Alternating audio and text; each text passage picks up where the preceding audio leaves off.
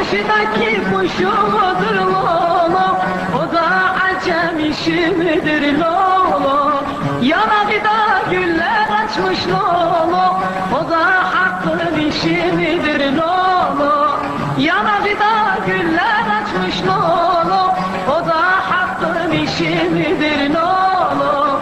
Lolosiye hayran ola lolo, bu cansiye kurban ola lolo. Lolosiye hayran ola lolo, bu cansiye kurban ola lolo.